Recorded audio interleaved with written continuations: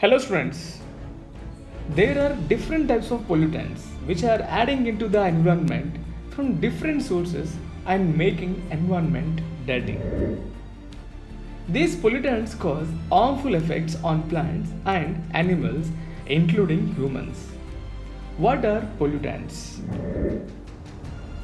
How pollutants are adding to the environment? How pollutants are changing the environment? What if pollutants added into the air, water, or soil? I want to talk about all these details. This is Lodettaya. I am your biology trainer. Let's begin our topic. Pollutants are the elements, molecules, and particles, or you can say solids, gases, or liquids, which make unfavorable changes in the environment. Pollutants are adding into the environment in many different ways, both naturally and humans. Well, there are many kinds of pollutants. For easy to study, for easy to understand, we have to classify them. To classify pollutants, there is some criteria. First of all, we take nature of decomposition. Pollutants after they release into the environment, how long pollutants will remain present in the environment, whether or they break down naturally or not. Based on this point, pollutants are of two types: biodegradable and non-biodegradable. Here you can see biodegradable pollutants and non-biodegradable pollutants. Now you listen carefully. For example, sewage is generated in cities and towns. Sewage contains many kinds of pollutants. Large part of the sewage is break down by natural process like microbial activity. Here you remember that if pollutants are broken down by natural means, you can say biodegradable pollutants like sewage.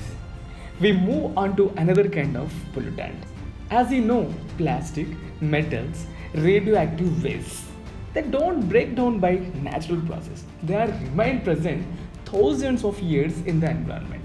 You can say non-biodegradable pollutants.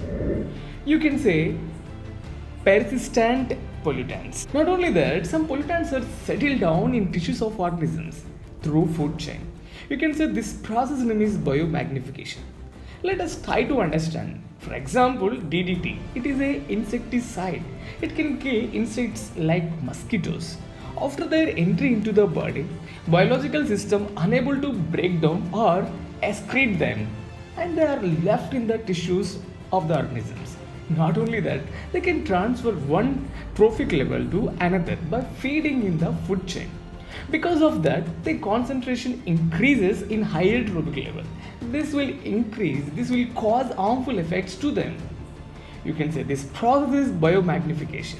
You remember that process of increasing toxic metal concentration in higher trophic level called biomagnification. Now we move on to another criteria to classify pollutants. Some of pollutants itself they kill organisms directly. For example, man-made chemicals like herbicides, insecticides, fungicides, DDT. We use herbicides to kill unwanted plants in crop. We use insecticides to kill insects. We use fungicides to kill fungi. All of this cause harm to environment directly or indirectly. Due to their nature, they are adding to the environment by using them for our needs. We are making them in industries. They are not present naturally in the environment. You can say qualitative pollutants. Not only that, air is mixture of gases like carbon dioxide, carbon monoxide, nitrogen oxides, sulfur oxides. They do not cause harm to a certain limit. Once that limit is crossed, then they become pollutants. They cause harm to living things. You can say quantitative pollutants. Not only that, some of pollutants directly adding to the environment in their primary form. What I'm going to say, in which form they persist after they release into the environment. Based on this criteria, there are primary and secondary pollutants. Example, burning fossil fuels release carbon, nitrogen, sulfur oxides. Here you remember that pollutants are directly adding to the environment in their primary form. You can say these are primary pollutants. Not only that, some of primary pollutants are react with components of atmosphere and form secondary pollutants. For example, nitrogen oxides and hydrocarbons react photochemically and produce peroxyestyl nitrate. What we can say? PAN. PAN.